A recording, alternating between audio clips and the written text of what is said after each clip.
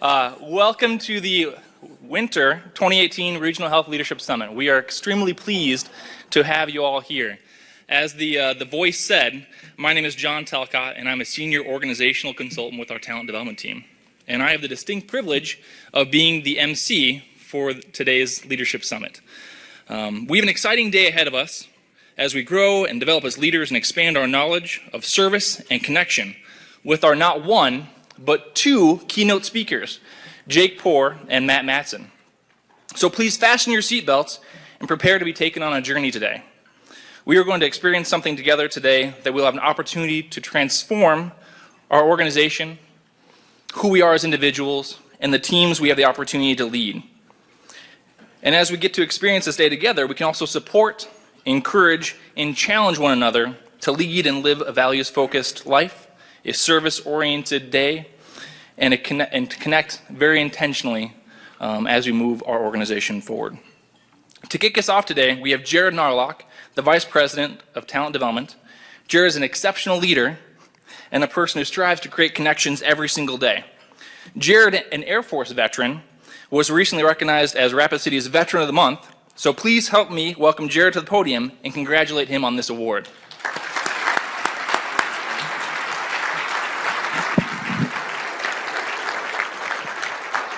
All right. Well, I want to start off by thanking you all for being here today. I know the different schedules that you have, and the focus and effort that you put on the commitment to growth and development is a huge thing, and it's a part of our culture when we look at what we're striving to be and where we want to be in the future and what we've already done.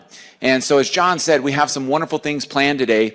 And as we kick off, I want to talk to you about the focus of today and some things to reflect on as we go out into the various breakouts that we have this afternoon, as we get to hear Jake this morning as well as Matt in the afternoon. Then hopefully you all are able to join us in the auditorium with the rest of our community for the event this evening. So with that being said, there's a few things I want to talk about. First off, being community of excellence. Some of you had the opportunity, I believe most of you had the opportunity at the previous Leadership Live to hear about this strategy from Tiffany Smith and myself. And we talked about the strategy of community excellence kicking off with 2-hour foundational learnings, but that was just the start of it. And with that, we discussed the impact that each and every one of the leaders in our organization has and the connection to this, and how, in order for it to be successful when we're looking at competencies, when we're looking at growth and development, takes an effort from each and every person in here putting that best foot forward and saying, I'm going to own this. And we own it collectively to work towards the outcome, our vision, our purpose to be our vision to be the best healthcare system in America, and our purpose of helping patients and communities live well. And so this strategy is something that in the breakouts today, you're going to have the opportunity to hear about your role, how it extends, how it goes further, how it continuously improves and evolves as we grow and develop as an organization. You'll also hear a large portion of the connection to that, both from Jake and what he's going to be talking about this morning with service excellence, and then Matt this afternoon with the power of connection being a big piece as we talk about this, because we have a lot of great individuals, we have some great teams, and we are on our way towards aspiring to really own that vision of being the best healthcare system in America. And another big piece of that is our connection to that why. You see up there sharing a why, and some of you on the tables out there, you see the different books. There's one book called Start With Why by Simon Sinek. And Simon shared this concept of the golden circle and his why and what it was a few years ago in a TED Talk. It's now one of the top 5 most watched TED Talks. And in there, he talks about it being our purpose and our passion. You know, what really makes us tick. And the best leaders in different organizations will tell you their why and how it connects back to the vision and the purpose of the organization. And with that, you know, I want to share my why. My why is to help others grow and develop and inspire them to take action to live their why. And we've already had this opportunity to have different people explore and work towards their why in some of the Community of Excellence learnings, and it's been amazing. It's been inspiring. We had a brand new group of caregivers on Monday that were in their first 90 days at Right Start Next Steps, and they jumped at it. And just to hear them talk about some of the changes that they have seen already in their short time and what they came into was so exciting, very inspiring. and engaging to hear what we're doing as an organization and how our culture continues to develop and expand and go well beyond what I think some of us have even anticipated, and still some ways to go with what some of us have looked towards and when we work towards that vision. And so today you're going to have the opportunity, if you don't already know what your why is and identified it, to go through that process. And it is a process that allows for some deep self-reflection and something to take away and hold and truly own and tell others, and allows you to look at that vision and that purpose and say, this is what connects. When I got up today, I was so excited, just like every single day, at the fact that I get to live my why. I get to live my why, and I'm empowered. I'm empowered by our president and CEO, Brent Phillips, who has extended that trust and allowed me to take hold of that, not just with days like today, but each and every day. And then yesterday I had a conversation with an individual. He is manager of ED and Spearfish, Brian Williamson. Oh, there's Brian right there.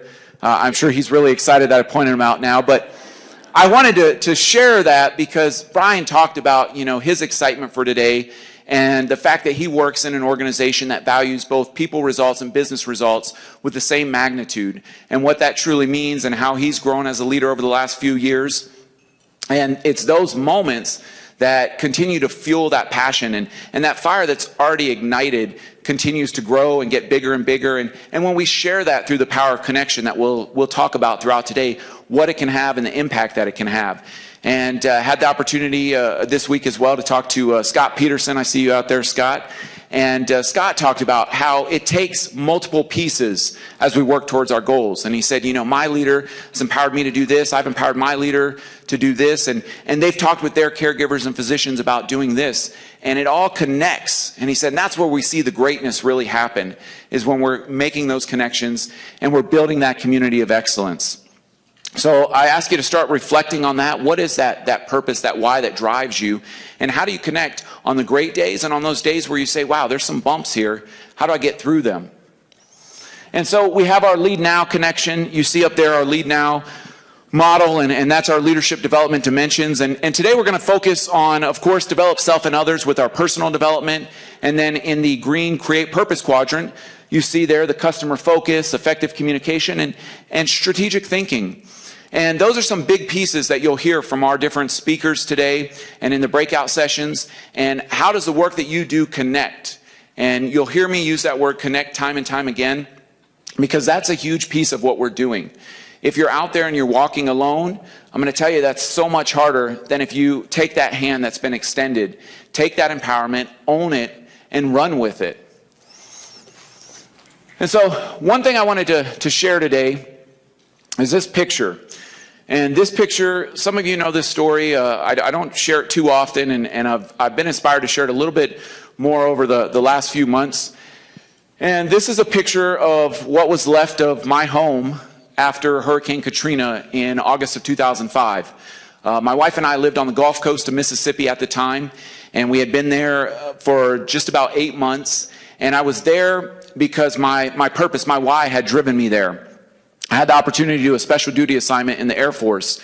And that special duty assignment was becoming an instructor at a technical training school, teaching people communications, computer systems. And it ranged from young adults that were coming in to start a brand new career to individuals that were towards the end of their career and they had worked on bombs in the Air Force and said, that's really not going to translate when I retire. So they wanted to learn a different profession, and they were working on computers, to foreign military leaders that came over to learn from our military forces and our way of training.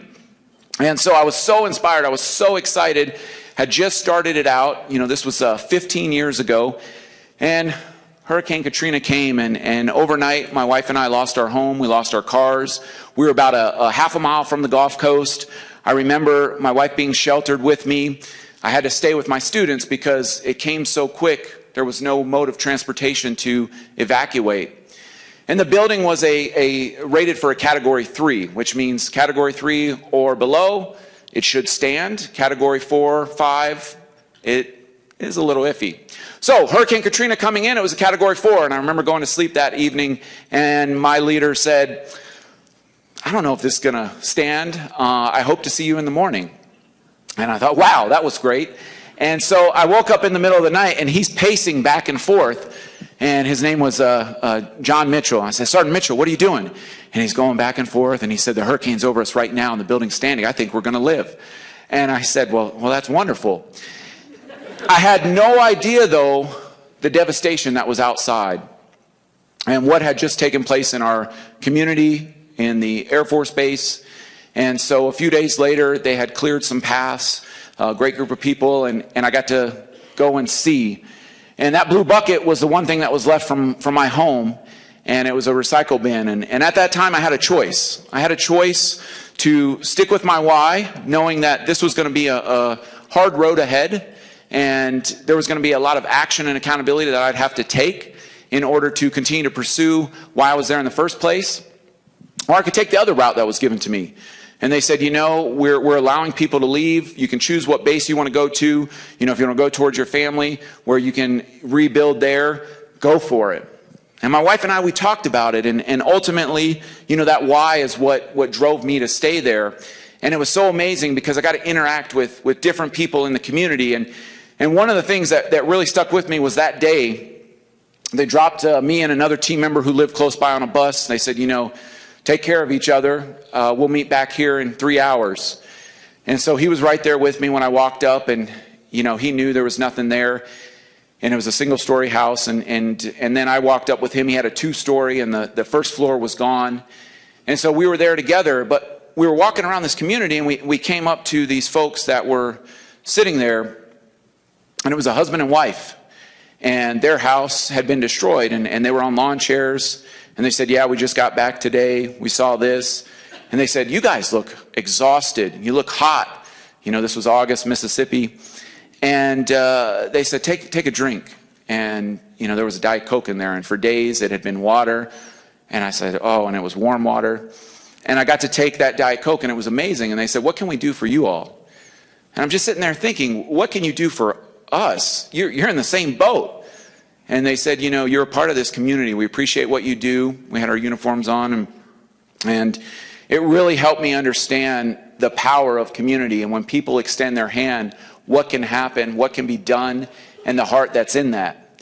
And so when I look out into this group, I know that's there. And we have some amazing people with some amazing hearts as we work as caregivers and physicians to grow, to develop, to inspire. And I have no doubt that we can reach what our goal is, to be the best healthcare system in America. But it takes not just days. Today is an event. It's up to each and every one of us what we decide to do with today. How we decide to take hold of this, how we decide to take action, accountability, and own it and say, this is going to be so much more. And so that's a big piece, because you all have that communication to take back to your teams. And so I ask you to reflect on this last thing today. What do you want to be known for, and what do we want to be known for at the end of FY18? We've got just over 5 months. This fiscal year has flown by, and we have the opportunity to go full force in the action that we take. And as we do that, thinking about FY19, FY20, and so on, as we continue to develop and grow and saying we are going to be the best healthcare system in America. And so it takes dedication from each and every one of us, a commitment to not just the business results, but a commitment to the people results, growing and developing ourselves, those around us, in order to ultimately achieve those business results. So with that being said, I want to thank you all for being here. I'm going to turn it back over to John Talcott, and you're in for some wonderful, excellent speakers today, and thank you all for being here.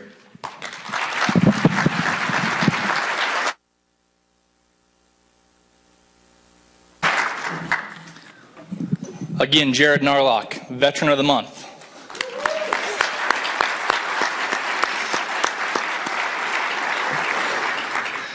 Thank you, Jared. There's a lot of things we can take away from Jared's presentation, but I like simple words, simple quotes. So as Jared was speaking, the simplicity of connection for me was in the direction his leaders gave him about take care of each other, right? Like how simple and beautiful are those words, and that they were able to do that, but also the same idea, the community was also taking care of those Air Force veterans or the active Air Force individuals. So as we keep going through today, I ask you to continue thinking about what are you taking away from these messages. This has been cultivated intentionally to to bring something home for you, that we drive our organization forward so we can achieve great things in 2018.